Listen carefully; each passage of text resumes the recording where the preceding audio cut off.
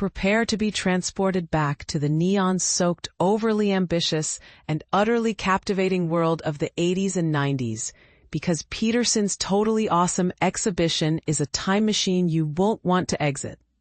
But here's where it gets controversial. Is this a celebration of automotive brilliance or a deep dive into the questionable tastes of a generation? Let's rev up the debate. Published on the publish date on 11 Sep 2025. This isn't your average car show. It's a fever dream of fiberglass fantasies, 8-bit nostalgia, and exhaust tips that scream extra. Picture this. A 1984 Cadillac Seville by Gucci greets you at the entrance. A white leather-clad, vinyl-roofed masterpiece of excess that feels like it rolled straight out of a cocaine-fueled Wall Street boardroom. Opposite it, a gull-wing Toyota Serra and a limited edition Lotus Esprit Turbo. And this is the part most people miss. It's not just about the cars, it's about the psyche of anyone who grew up in the 60s, 70s, or 80s, a time when hairstyles were as bold as the vehicles. But wait, there's more. The exhibition doesn't shy away from the weird and wonderful, a Mercedes 560 SEC by ABC exclusive. Check. A 1986 Citroën BX4 TC, double check. Even the Buick Grand National GNX makes an appearance, looking like it just stepped out of a heist movie.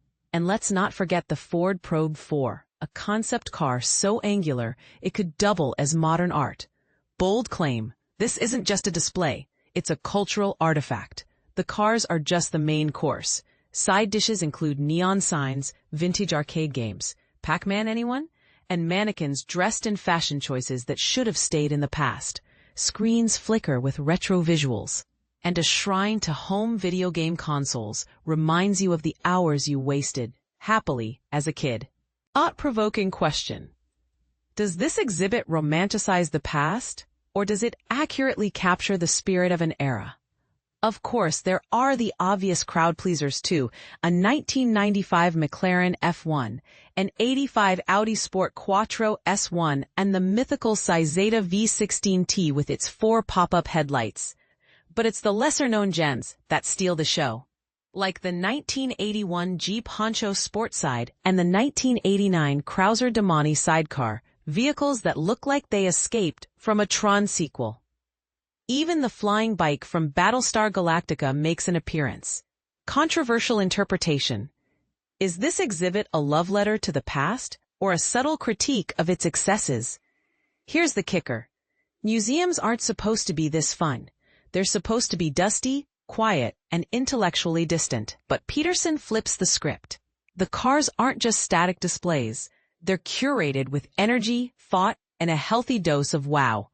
And the rest of the museum? It's a rotating feast of car culture, from lowrider tributes to Ken Block exhibitions.